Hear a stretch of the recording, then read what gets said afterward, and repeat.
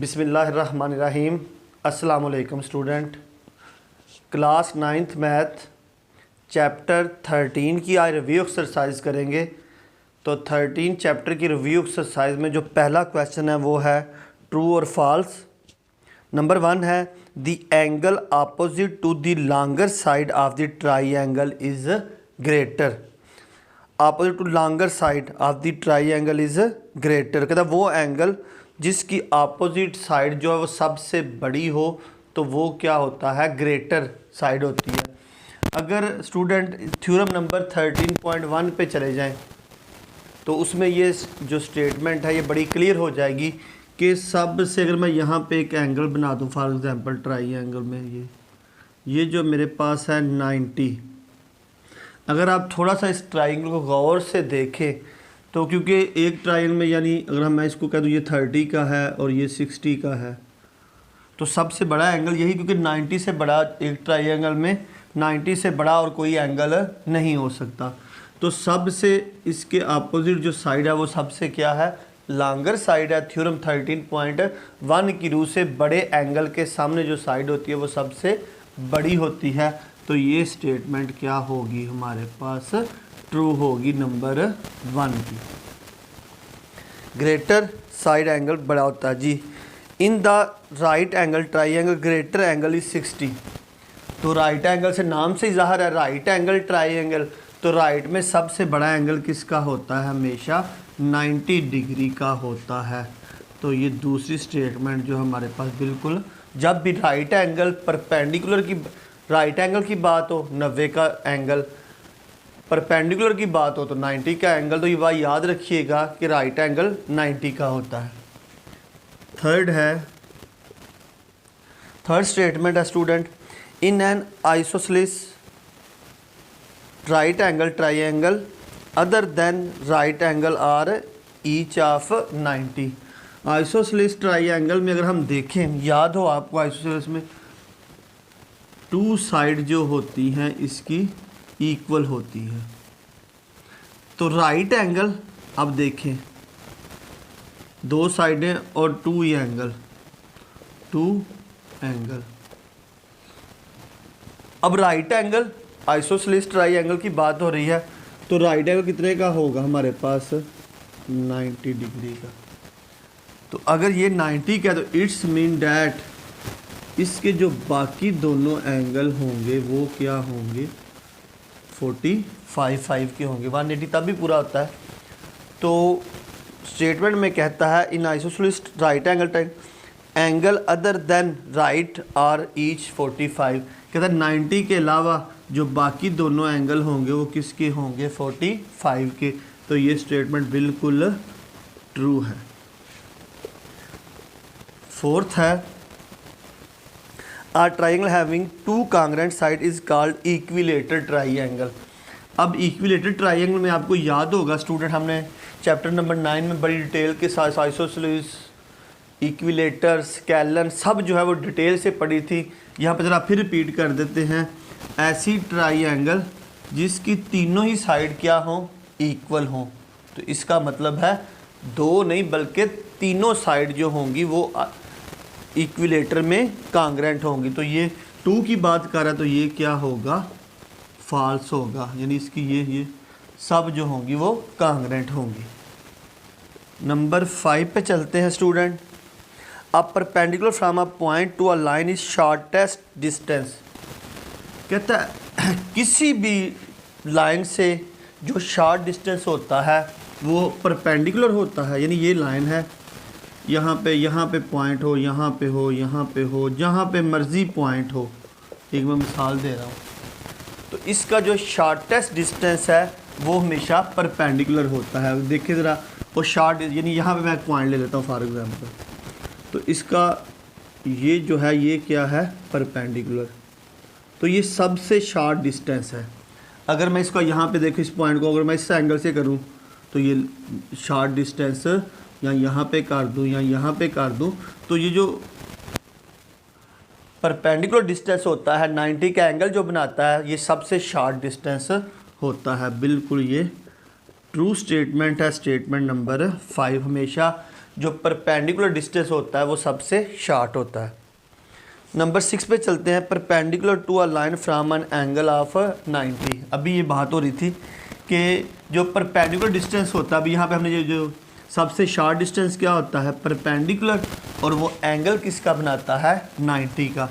तो यहाँ पे तो ये स्टेटमेंट बिल्कुल पिछली स्टेटमेंट की से ही रिलेटेड थी कि जो शॉर्ट डिस्टेंस होता है वो 90 का एंगल बनाता है, क्योंकि परपेंडिकुलर हमेशा 90 का एंगल बनाता है। स्टूडेंट आगे चलते हैं क्वेश्चन नंबर 7 की तरफ। 7 है, a point outside the line is collinear, कि वो पॉइंट जो लाइन के ऊपर वाक़या ना हो वो कोलिनियर होता है। अगर हम देखें, ये एक लाइन है, इसके ऊपर ये भी पॉइंट है, ये भी पॉइंट है, ये क्या होंगे, कोलिनियर होंगे, क्योंकि एक लाइन के अगर एक पॉइंट यहाँ पे हो और एक यहाँ पे हो तो ये तो लाइन के ऊपर वाक़या ही नहीं, तो हम इसको क्या कहेंगे, नॉन कोलिनियर होंगे। तो ये जो है वो कहता है यहाँ पे स्टेटमेंट में, a point outside the line is collinear with it, कि जो लाइन से बाहर हो तो वो कभी भी कोलिनियर नहीं होते। तो स्टेटमेंट क्या होगी, फॉल्स होगी। 7 के बाद 8, sum of the two side of a triangle is greater than the third. कहता है दो ट्राइंगल की sum of two side, any two side. Triangle में अगर मैं एक मिसाल बता देता हूँ, अगर फॉर एग्जांपल ये अगर 4 है, ये 2 है, एक मिसाल है, ये 5 है, एक वैसे ही एग्जांपल दे रहा हूँ। तो कहता है दो साइडों को जमा करें, 2 + 4 greater than the sum of any two side. या मैं इसको ऐसे कर लेते, 5 + 4 ग्रेटर देन 2, या इसको ऐसे कर लेते हैं, 5 + 2 greater than 4। Any two side is greater than the third. Sir ये कहाँ से, हमें कैसे पता चला कि ये टू साइड को ऐड करें तो वो क्या हो जाए, थर्ड से ग्रेटर हो जाए। तो थ्योरम नंबर देख लें आप लोग, 13.1.3। इस थ्योरम में अगर देखें तो उसने बड़ा क्लियर लिखा हुआ है, the sum of the any two side of the triangle is greater than the third side. तो यहाँ से ये प्रूव हो जाता है कि ये जो है टू साइड का सम जो होता है वो थर्ड साइड से ग्रेटर होता है। अगर मैं यहाँ पे एक और बात करता चलूँ, अगर टू साइड को माइनस कर लिया जाए, यानी अगर हमारे पास 1 - 2 less than the third side, यानी हम कह लें कि अगर दो साइडों को माइनस किया जाए तो वो थर्ड से क्या हो जाती हैं, छोटी। सम करने से बड़ी और माइनस करने से छोटी हो जाती हैं। चलिए स्टूडेंट आगे है 9 वाला हमारे पास। 9 वाली स्टेटमेंट है, the distance between a line and a point on it's 0। बिल्कुल सिंपल, अगर एक पॉइंट लाइन के ऊपर होगा तो इसका लाइन से फासला कितना होगा। अब वो लाइन के ऊपर है तो फिर इसका मतलब है उसका कोई भी डिस्टेंस नहीं होगा, 0 ही डिस्टेंस रहेगा। 10, triangle can be from of length 2 centimetre, 3 centimetre and 5 centimetre. अब 3 स्टूडेंट साइड दी हुई हैं, 2 सेंटीमीटर, 3 सेंटीमीटर और 5 सेंटीमीटर। क्या ये जो साइडें हैं ये ट्राइंगल बनाती हैं?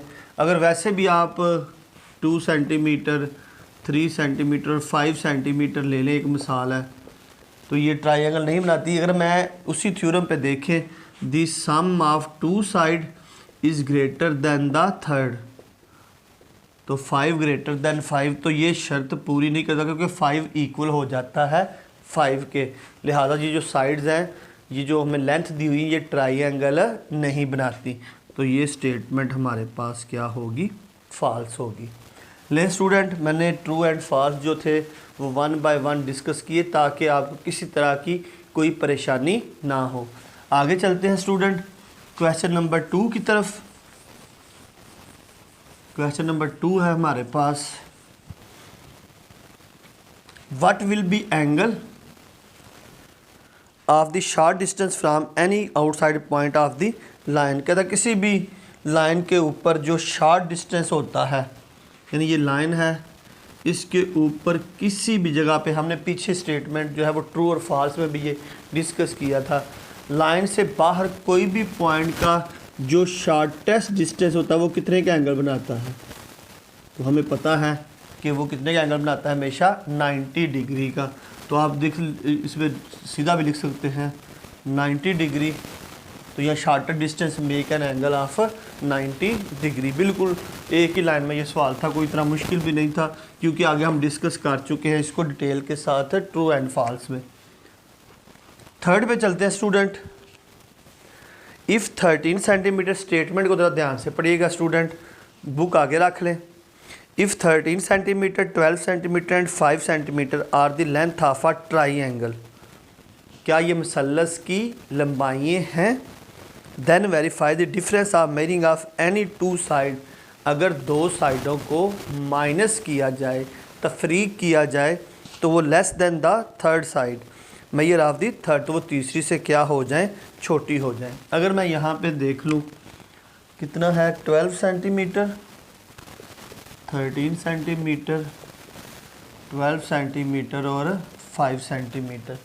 बताना है कि क्या ये हमारे पास दो को माइनस करें वो थर्ड साइड से छोटी होती है। तो सेंटीमीटर मैंने हम कर दिया 13 माइनस 12 लेस देन 5, तो 1 लेस देन 5, तो 1 छोटा है 5 से। पहली स्टेटमेंट स्टूडेंट हमारे पास दुरुस्त हो गई।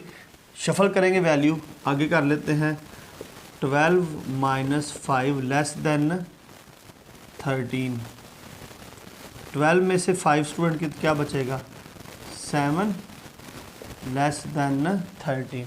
दूसरी भी स्टेटमेंट ट्रू है। थर्ड चलते हैं स्टूडेंट, या हम इसको जैसे मर्जी शिफ्ट कर लें, 13 माइनस 5 लेस देन 12, 13 में से 5, 8 लेस देन 12, तो तीनों ही शर्तें पूरी हो रही है। यहाँ पे हमने शफल किया any two side,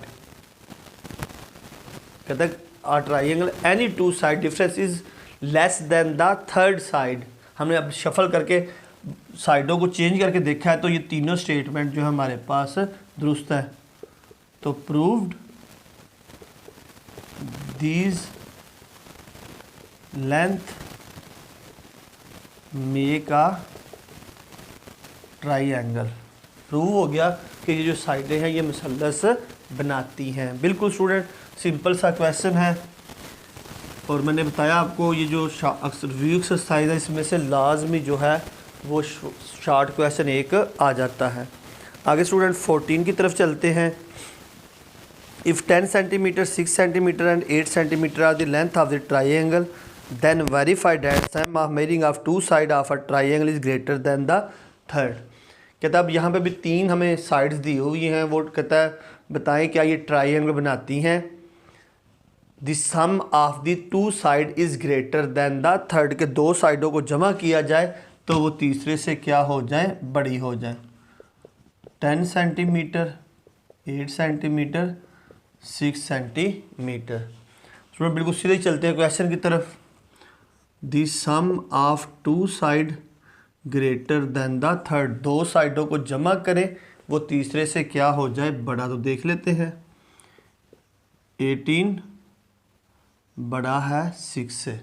first statement value shuffle, 8 plus 6 बड़ा है 10 से, 14 बड़ा है 10 से। दूसरी स्टेटमेंट भी दुरुस्त है, 6 प्लस 10 या 10 प्लस 6 बड़ा है 8 से, तो 16 बड़ा है 8 से।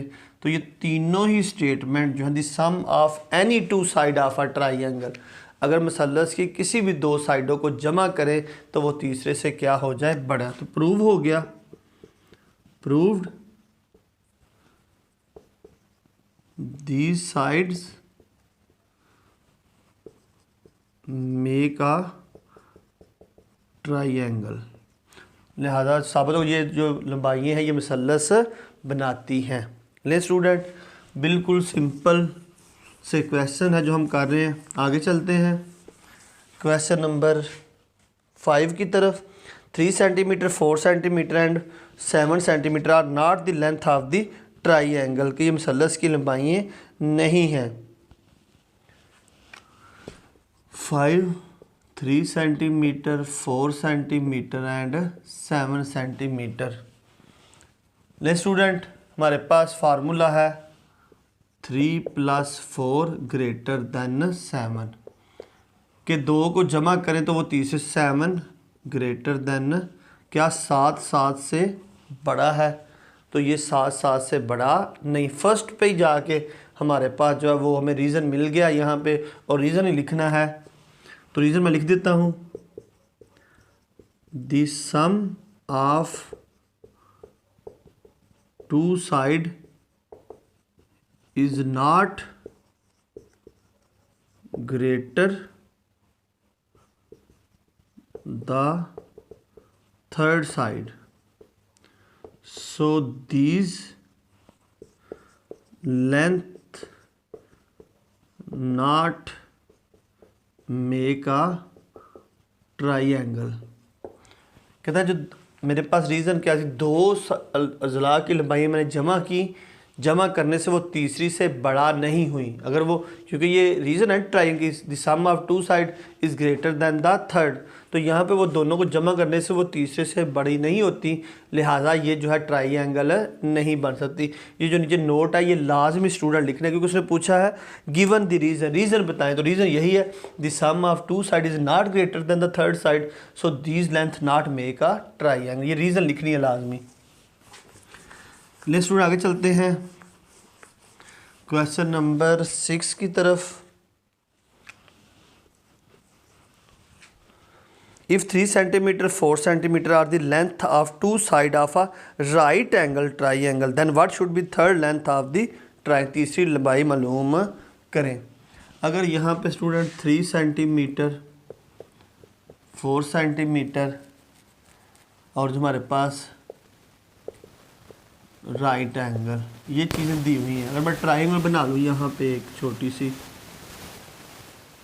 ये राइट एंगल है 90 का, इसके सामने वाली साइड जो आपने मालूम करी, क्योंकि एंगल दिया तो उसके सामने वाली साइड जो है वो मिसिंग है। जो मर्ज़ी बेस रख लें, परपेंडिकुलर रख लें, तो आपको आइडिया हो जाएगा। हाइपोटेन्यूस यहाँ पे आइडिया हमें फाइंड करना है, तो हाइपोटेन्यूस के लिए हम यूज़ करते हैं in right angle triangle. Right angle triangle में क्या है स्टूडेंट हमारे पास, अगर मैं ट्राइंगल पे देखूं, हाइपोटेन्यूस का स्क्वायर इक्वल है बेस का स्क्वायर प्लस परपेंडिकुलर का स्क्वायर। अगर हाइपोटेन्यूस को उर्दू में वतर, यहाँ पे कायदा, और इसको कहते हैं अमूद, ताकि जो उर्दू मीडियम बच्चे वो परेशान ना हो जाएं कि हाइपोटेन्यूस क्या होता है, वतर, कायदा बेस, और परपेंडिकुलर जो होता है वो अमूद होता है। हाइपोटेन्यूस यहाँ पे स्टूडेंट हमने फाइंड करना है, चलो इसमें हम एक्स फ़र्ज़ कर लेते हैं, इसको फाइंड करना। बेस हमारे पास 4 है और परपेंडिकुलर क्या है 3। एक्स का 4 का स्क्वायर 16, 3 का स्क्वायर 9, एक्स का स्क्वायर 25। हमें क्या फाइंड करना है स्टूडेंट, टेकिंग अंडर रूट या स्क्वायर रूट ले लें, x इज इक्वल टू 25, तो square root cancel, x is equal to 5 centimetre, और यही हमारे पास क्या है, आंसर है क्वेश्चन नंबर 6 का। और यही थर्ड साइड जो हाइपोटेन्यूस थी वो हमने फाइंड करनी थी। ले स्टूडेंट, ये हमारे पास था क्वेश्चन नंबर 6 चैप्टर नंबर 13 की रिव्यू एक्सरसाइज का। ले स्टूडेंट, एक्सरसाइज चैप्टर नंबर 13 की रिव्यू कंप्लीट होगी, जिसमें हमने 1 बाय 1 हर क्वेश्चन के हर पोर्शन को डिस्कस किया। उम्मीद है एक्सरसाइज 13 रिव्यू आपको समझ आ गई होगी। आज के लिए इतना ही, अपना ख्याल रखिएगा। अल्लाह हाफिज़।